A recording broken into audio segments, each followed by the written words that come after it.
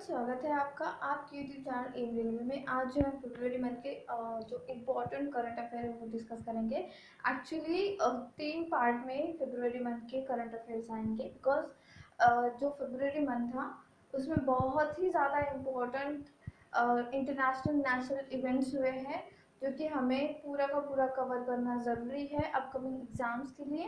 इसलिए दो तो पार्ट तो ऑलमोस्ट ख़त्म ही हो चुके हैं रिकॉर्ड करके। ये फर्स्ट पार्ट है, सेकंड पार्ट भी रिकॉर्ड कर चुकी हूँ मैं। Third part and fourth part होगा इसका।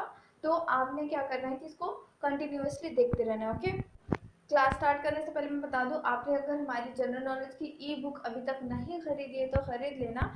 मात्र 239 रुपीज़ में है, जिसमें हमने history, geography, Indian polity, economics, general knowledge बहुत ही लूसिड लैंग्वेज में आपको प्रोवाइड किया है। एक टॉपर की नोट्स कैसे होने चाहिए, आपने कितना पढ़ना चाहिए, एक आप लोग जनरल नॉलेज की बुक्स तो खरीद लेते हो, सारा का सारा पढ़ लेते हो, बट एग्जाम में जो आता है वो आपको वहाँ पर ऐसा लगता है कि यार पूरा किताब तो पढ़ लिया, फिर एग्जाम में ऐसे कैसे पूछ लिया। तो वो पॉइंट सिर्फ और सिर्फ वही इंसान लिख सकता है जो एक्सपीरियंस हो, जो एग्जाम क्रैक कर चुका हो। तो उसी से हमने क्या किया है, हमारा पूरा एक्सपीरियंस जो है उसका एक निचोड़ है ये। ठीक है, और जो अपकमिंग एग्ज़ाम्स है उसके लिए भी हम ड्यूरेशन जो है लॉन्च करेंगे थोड़े ही दिनों में, जैसे कि इंडियन नेवी का एग्ज़ाम है and so many exams, air force का एग्ज़ाम है, उनके लिए न्यू बुक लॉन्च होगी।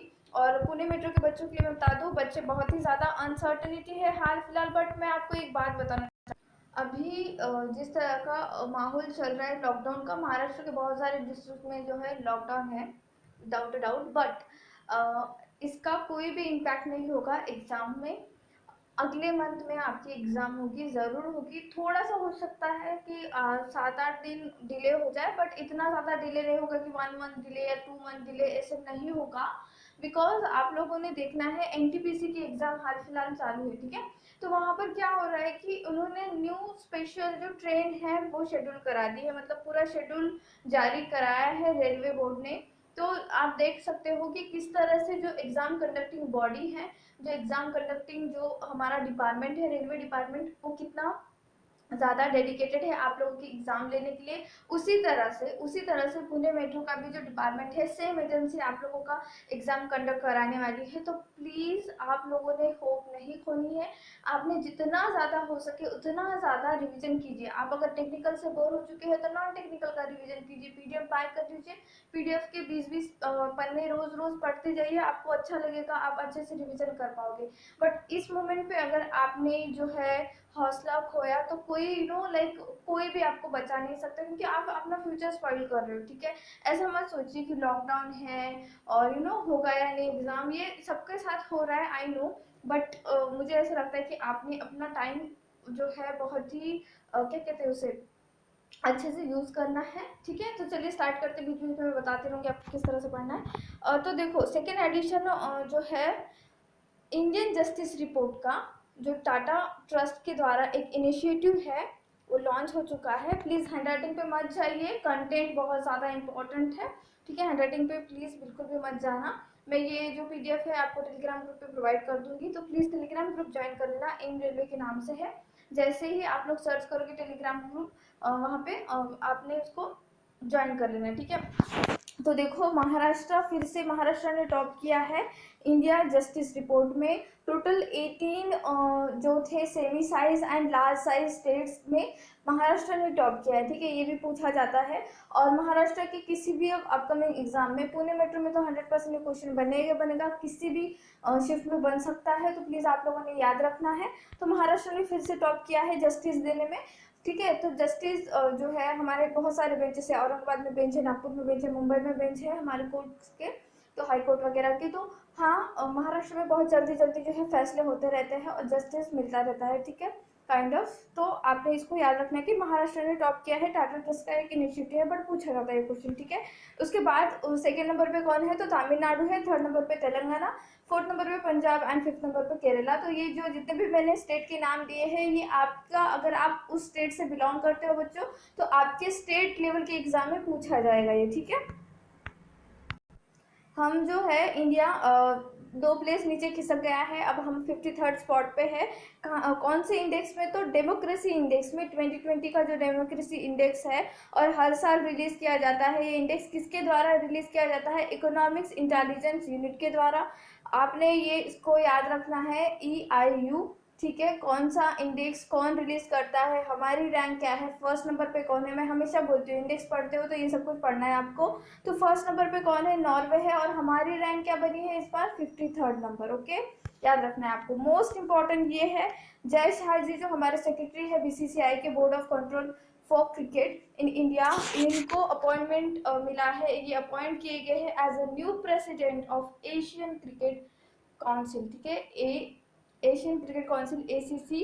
तो देखो लास्ट टाइम मुझे याद है SSC CGL का एग्जाम था, आई थिंक 3 मार्च का कोई एग्जाम, सेकेंड शिफ्ट का। उसमें एक क्वेश्चन बना था कि सेक्रेटरी कौन बना है BCCI का। बच्चों ने सारे के सारे ने क्या किया था, सौरव गांगुली कुछ तो क्लिक करके आए थे। तो वो गलत था, बिकॉज उन्होंने सेक्रेटरी पूछा गया था जय शाह जी का बेटे। तो उनके बारे में क्वेश्चन पूछा था।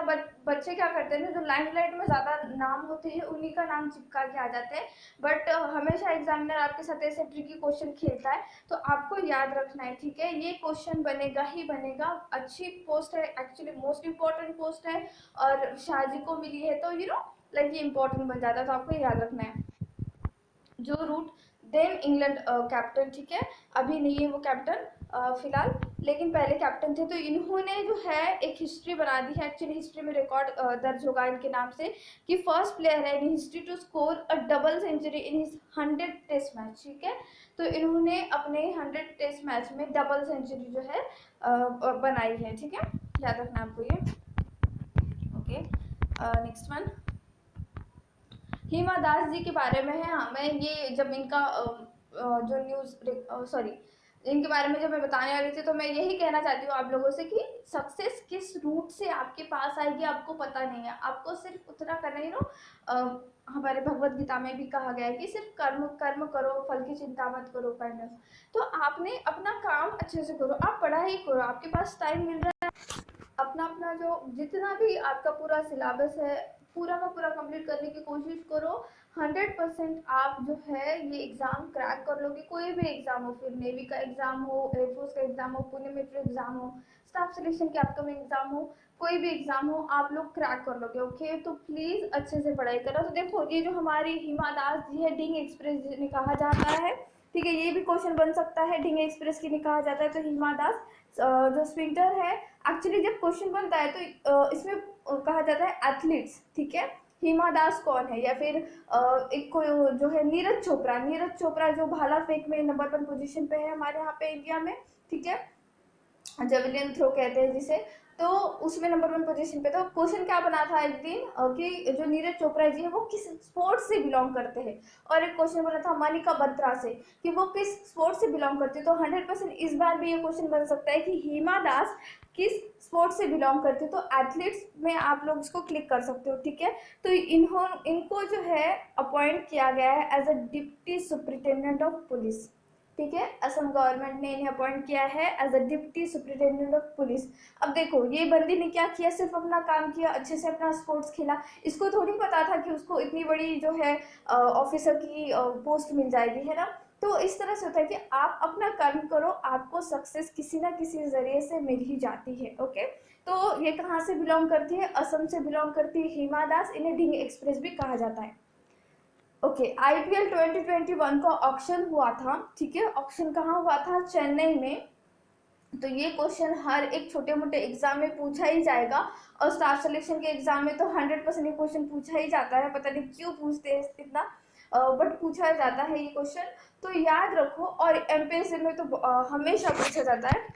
तो जो IPL का ऑक्शन हुआ था उसमें सबसे ज़्यादा बोली किस प्लेयर पे लगी है, और वो किस टीम से खेलने वाला है, एंड किस कंट्री से बिलोंग करता है, ठीक है। ये क्वेश्चन बनता है। तो जो हमारे क्रिस मॉरिस है, ऑलराउंडर, साउथ अफ्रीका के ऑलराउंडर, उनको जो है 16.25 करोड़ रुपीस में खरीदा गया है। किसने खरीदा है? राजस्थान रॉयल्स ने। एक्चुअली ये एक्स जो RCB के प्लेयर है, ठीक है। अब ये राजस्थान रॉयल्स से खेलेंगे।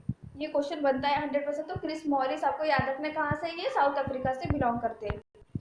सेकेंड वन ये सबको पता ही होगा, फिर भी बताना मेरा काम है। प्रेसिडेंट रामनाथ कोविंद जी ने इनॉग्रेट किया है newly revamp Motera cricket stadium, ठीक है, जो अहमदाबाद में है और जिसका नाम चेंज करके नरेंद्र मोदी स्टेडियम कर दिया गया है, ठीक है। तो आपको ये नाम याद रखना है, ये क्वेश्चन बनेगा ही बनेगा कि मोटेरा जो स्टेडियम है, मोटेरा क्रिकेट स्टेडियम जिसका नाम चेंज करके अभी हाल फिलहाल नरेंद्र मोदी स्टेडियम कर दिया गया है, वो कहाँ पर है, तो अहमदाबाद में है, ठीक है। किसने जो है वो इनॉग्रेट किया था, तो हमारे प्रेसिडेंट रामनाथ कोविंद जी ने। नेक्स्ट जो सेकेंड एडिशन है the Khelo India university game, ठीक है, याद रखो खेलो इंडिया यूनिवर्सिटी गेम कह रही हूँ मैं, खेलो इंडिया यूथ गेम नहीं कह रही हूँ, ठीक है। यूथ गेम वाला मैंने पहले ही इसके पहले जो स्पोर्ट्स वाला वीडियो बनाया था उसमें मैंने पूरा का पूरा आपको बता दिया था कि कहाँ पे होने वाला है वगैरह, फिर भी मैं अभी भी बता देती हूँ। जो यूथ वाला है, जो खेलो इंडिया यूथ गेम्स है, वो हरियाणा में होने वाला है, ठीक है, वहाँ पे वेन्यू है उसका। और ये जो हमारा खेलो इंडिया यूनिवर्सिटी गेम है सेकेंड एडिशन 2021, वो शेड्यूल होगा to be held in Karnataka. तो ये मोस्ट इंपॉर्टेंट है, प्लीज आपको याद रखना है कहाँ पे होने वाला है, ये कर्नाटका में होने वाला है, ओके। नोवाक जोकोविच एंड नाओमी ओसाका, ठीक है, इन्होंने जो है ऑस्ट्रेलियन ओपन 2020 जीत लिया है, इन्होंने खिताब जीत लिया है। तो हाल फिलहाल क्वेश्चन कैसे बन रहा है, किस प्लेयर ने जो है इस तरह का जो भी ऑस्ट्रेलियन ओपन फ्रेंच ओपन जीता है, ऐसे नहीं बन रहा है, ये डायरेक्टली बता दे रहे कि नोवाक जोकोविच ने इस साल का ऑस्ट्रेलियन ओपन जीता है। तो बताओ कि ये किस कंट्री से बिलोंग करते हैं, ठीक है। तो मतलब इतना घुमा के क्वेश्चन पूछ रहे हैं और ये ऐसा एक्सपेक्ट कर रहे हैं कि आपको सब कुछ आना ही चाहिए। तो याद रखो जोकोविच जो है नोवाक जोकोविच, ये सर्बिया से है, ये 2018 से इतना ज़्यादा ये प्लेयर फॉर्म में है, मतलब लाइक इसने सब कुछ जो है सारे जितने भी ग्रैंड स्लैम में जीत लिए थे सिवाय फ्रेंच ओपन के, क्योंकि फ्रेंच ओपन हाल मतलब हमेशा की तरह कौन जीतता है, राफेल नदाल जीतता है, इसीलिए उसे क्ले किंग कहा जाता है, ठीक है। और जो नाओमी ओसाका है ये जापान से है, ओके। आत्मनिर्भरता, ठीक है, आत्मनिर्भरता जो है वो ऑक्सफोर्ड हिंदी वर्ड बना है 2020 ईयर के लिए, ठीक है। Hindi word of the year 2020 Oxford dictionary में कौन सा वर्ड, आत्मनिर्भरता। तो ये भी क्वेश्चन बनता है, तो प्लीज आपको ये याद रखना है, ठीक है बच्चों। तो आज के लिए इतना काफ़ी है। आपने क्या करना है कि अच्छे से रिवीजन करना है इसका मैं जो पीडीएफ है आपको प्रोवाइड कर दूँगी मेरे टेलीग्राम ग्रुप पे, टेलीग्राम ग्रुप ज्वाइन कर लेना। जितना ज़्यादा हो सके नॉन टेक टेक आप कोई भी एग्जाम दे रहे हो प्लीज़ उसका रिवीजन करते रहिए, पता नहीं कब एग्जाम आ जाए, ठीक है। अचानक से अगर एग्जाम का डेट आ जाएगा तो आप क्या करोगे, है ना।